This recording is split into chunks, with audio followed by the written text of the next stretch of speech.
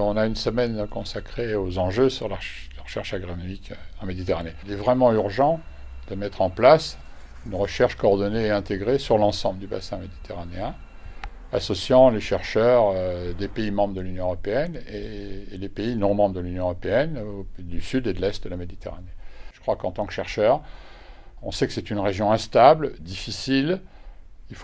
Au moins, il faut qu'on montre que nous, on a envie de travailler ensemble et que nos collègues du Sud et de l'Est, on a envie de travailler avec eux, on les respecte, c'est des partenaires. Et quelles que soient les difficultés, les tensions politiques, la Méditerranée de la recherche, elle doit se construire.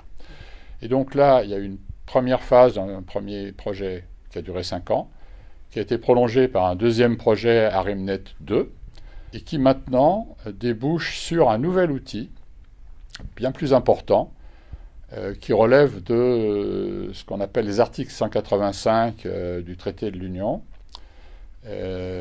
qui vise à la même chose, mais avec beaucoup plus d'argent. Il y a sur 10 ans une promesse engagée, de 500 millions d'euros pour favoriser la recherche, toujours dans les mêmes conditions, associant des équipes du Nord et des équipes du Sud. Bon, sur 3, il y a 3 grands axes.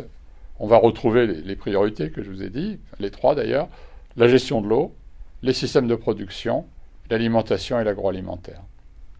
Et ça, c'est vrai que, je dirais pour nous, chercheurs, notre façon d'agir dans ce contexte méditerranéen quand même difficile politiquement et tendu au niveau des perspectives sur l'agriculture, sur l'alimentation, sur le changement climatique, c'est notre façon à nous de créer une communauté scientifique entre le nord, le sud et l'est.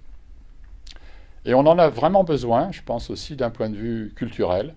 C'est-à-dire qu'il faut que la recherche sur ces questions-là, l'alimentation, l'environnement, la gestion de l'eau, elle associe aussi des pensées qui ne sont pas forcément les mêmes. La façon de voir l'alimentation, la façon de voir les ressources, la façon de voir l'environnement, il n'y a pas que la pensée occidentale. Il faut aussi que d'autres pensées puissent s'exprimer, y compris dans le domaine de la recherche. Je pense qu'on ne voit pas le rapport à l'alimentation, à la nutrition, à l'eau, à l'environnement, à l'espace, de la même façon dans toutes les cultures. Et la recherche, elle doit être justement aussi cette coordination ou convergence entre des cultures différentes. Et on n'a pas non plus, en tant qu'occidentaux, à imposer notre vision de la bonne alimentation ou de ce qu'est l'environnement à l'ensemble de la planète. Donc c'est vraiment des lieux d'exercice d'un travail sur aussi la pensée par rapport aux questions auxquelles on est confronté. Nous avons mis en place, à côté de notre coopération traditionnelle Nord-Sud, aussi une coopération Sud-Sud extrêmement engagée et ambitieuse, notamment vers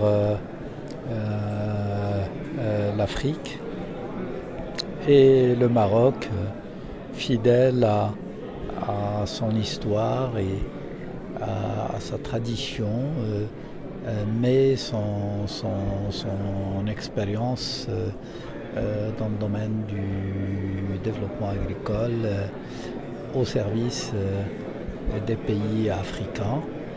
Et nous nous réjouissons du fait que plusieurs pays ont fait appel à cette expérience et il y a des dynamiques extrêmement positives de transformation des agricultures